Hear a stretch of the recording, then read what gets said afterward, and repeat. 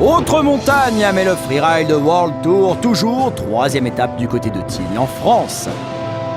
Vous l'avez vu, les meilleurs freeriders du monde sont embarqués dans cette compétition et cette étape a une importance cruciale dans la course au titre du classement général. L'endroit où se tient la freeride s'appelle le dôme de Bramco. On est ici avec les riders qui sont en train de checker les lignes possibles.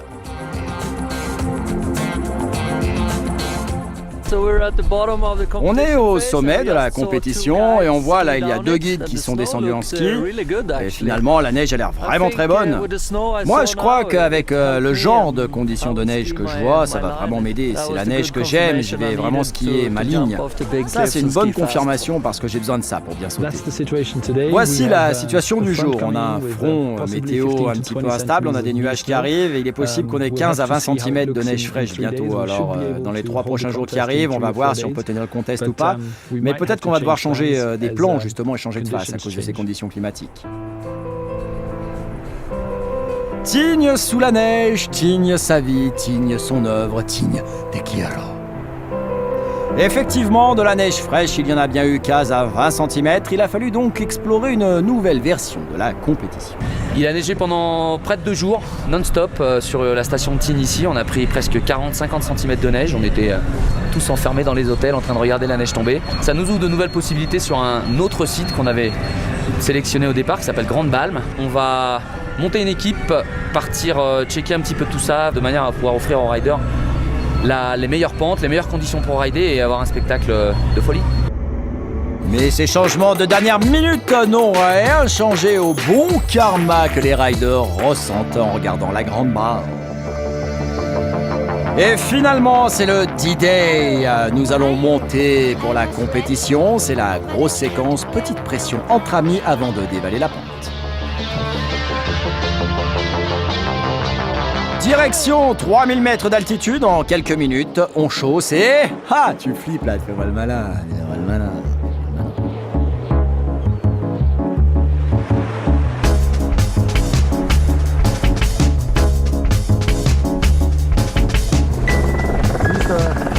À droite de ce caillou là qui est comme ça.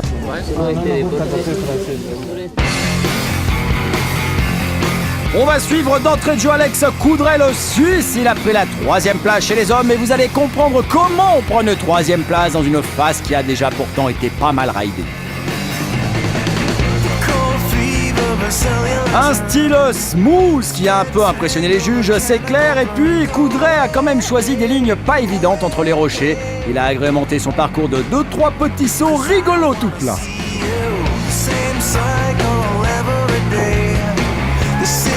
En attendant, c'est un nouveau podium pour le Suisse Coudray qui prend la 3e place ici à Tignes.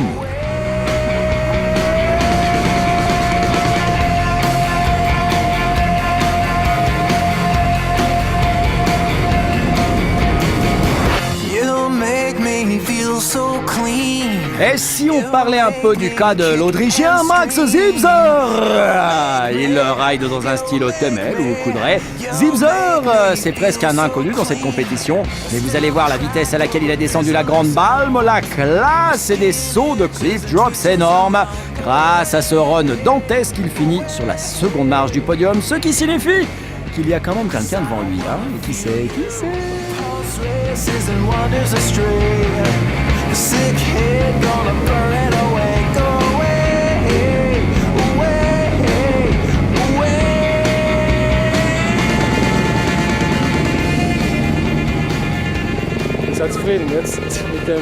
Voilà, c'est trop de la bombe bébé, tu vois, parce qu'on va commencer à aller à Verbier après Tignes, et Verbier, c'est mon grand rêve. Ici, j'ai fait un gros résultat. Bon, on passe le bonjour à ta sœur quand même au vol, hein. Et le premier qui s'étille, c'est un Français, Xavier Delerue. 2 podiums, un en Russie, un aux USA. Et Xavier Delerue ici va arracher la 1re place du podium. On ne peut pas vraiment parler de héros local. Ce monsieur vient des Pyrénées, on se trouve dans les Alpes. En attendant, c'est son terrain de jeu idéal.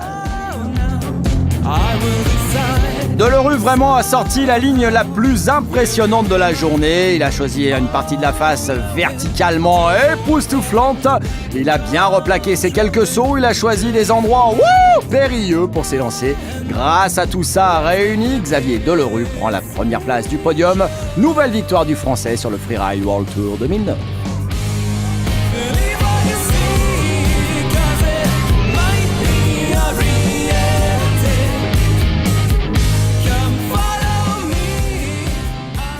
Franchement, j'essaie pas trop de commencer à calculer les points parce que c'est un coup à penser à ça, à penser aux points quand tu es en train de rider et c'est vraiment pas le truc qu'il faut faire. Donc, de toute façon, c'est toujours la même chose qu'on est dans la face, on est face à la montagne, à la pente et voilà.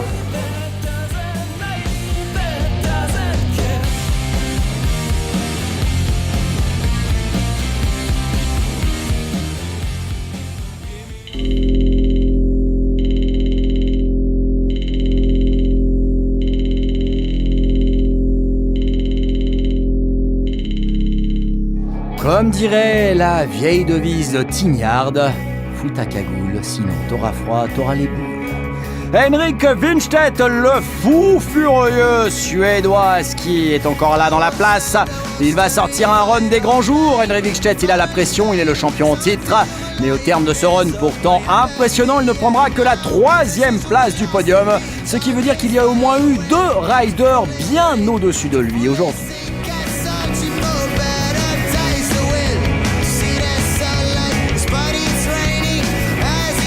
Peut-être n'a-t-il été que 3e à cause de petits dilemmes. Alors qu'est-ce que je fais là au niveau ligne? Je vais à gauche, je vais à droite. Ah, c'était technique, il y avait de gros sauts de barre rocheuse, mais ces petites hésitations l'ont renvoyé sur la 3e marche du podium.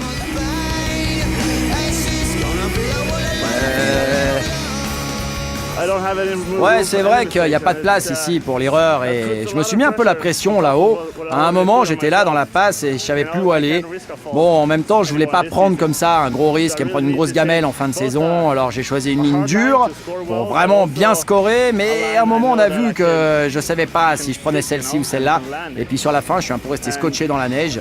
Mais je t'interdis de penser que je suis une poule mouillée. En fait, j'ai pas pris la ligne la plus facile du jour, mais je voulais pas me faire mal, alors je suis pas allé trop fort non plus. Bon, j'avoue.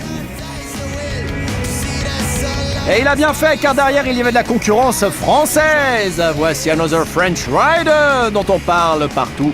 Thomas Dietz de Val Thorens est dans la face. Il a pris un peu plus de risques et il a choisi des lignes un peu plus pures, des gros sauts de barre également. Mais comment se fait-il qu'il ne termine que second? Parce qu'il y a eu quelqu'un qui a vraiment détonné. Car quand on voit comment l'ami Thomas a replaqué ses sauts, etc., on s'est dit qu'il a vraiment fallu sortir le grand jeu pour faire mieux.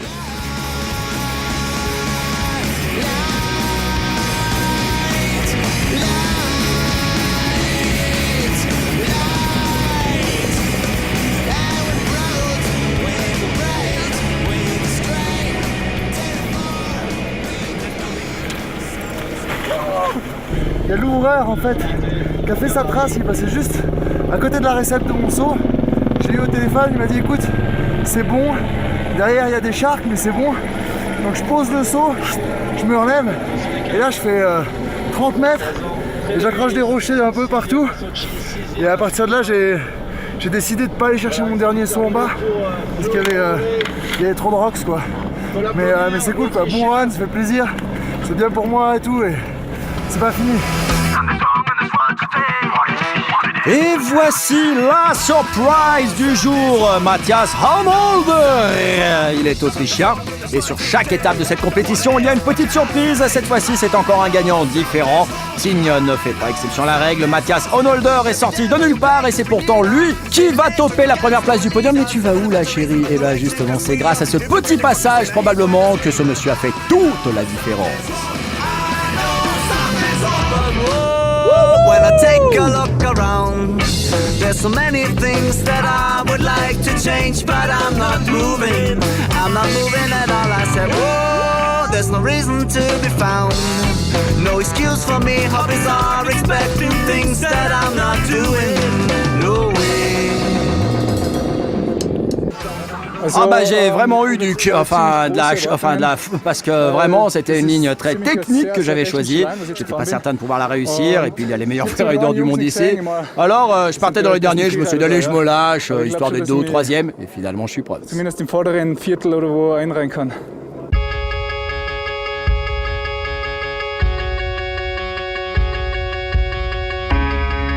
Après les testostéronés de service, direction les filles. Caroline Menet, la Française qui a le plus cartonné, c'est elle qui a tapé la première place du jour. Caroline Menet, ça fait des années qu'elle traîne ses spatules sur les compétitions internationales. Elle a montré que la Grande Balme, c'était son terrain de jeu préféré. Ouais, bah, j'étais contente de faire du ski, ouais. J'étais bien contente et puis la neige était bonne en fait. Puis j'avais un peu peur au départ parce que c'est vrai qu'on a attendu longtemps puis du coup je n'avais plus trop dedans. Finalement, bah, ça a été. Je suis contente, j'ai pu faire du chou samba et c'était une dédicace donc je suis très contente. Et chez les femmes, côté snowboard, elle est beaucoup plus expérimentée. Voici Géraldine Fastnacht, la Suissesse dans ses heures. Tous les yeux étaient tournés vers Géraldine, elle revient de blessure, elle s'est fait un petit bobo au genou, mais elle a montré qu'elle était bien de retour, bien en place. Elle est dans la course au titre et ça se voit.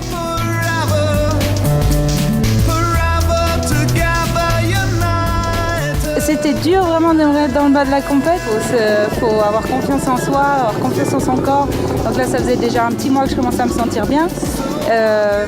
Après, les copains ils font la différence, c'est que de me retrouver avec la Freeride Family, ça fait du bien.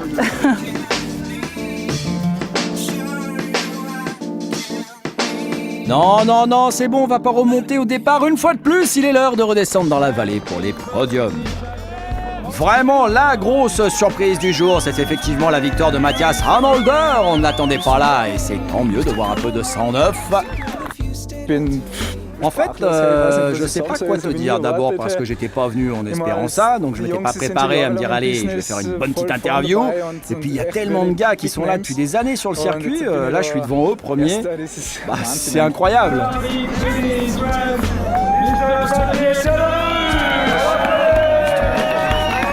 Disons que la ligne qu'on a choisie, que j'ai choisie aujourd'hui, c'était une ligne sur laquelle on avait pas mal réfléchi avec Aurélien Ducrot. Depuis hier, on la voyait en se disant que c'était peut-être un peu trop pour nous. Mais voilà, au fur et à mesure, en étudiant bien un petit peu toute la situation, en regardant un petit peu sous tous les angles, en arrivant en haut, on a réussi à bien s'avancer, à avoir une bonne perspective depuis en haut. On s'est tiré la bourre, on s'est dit allez, on y va. C'était cool, quoi. On était vraiment tous les deux dans le projet et je suis vraiment content d'être allé. L'autre surprise du jour, c'est la victoire de la jeune Caroline Menet. C'est l'extase. Chez les snowboardeuses, Géraldine Fastnacht fait un comeback plutôt réussi. Et comme vous n'avez pas beaucoup vu ce pic sous toutes ses faces, nous refaisons un petit 3-6 autour. C'est beau. Et pour clore cette deuxième étape, et avant d'aller à Verbier, c'est Aurélien Ducrot qui se colle au mot de fin.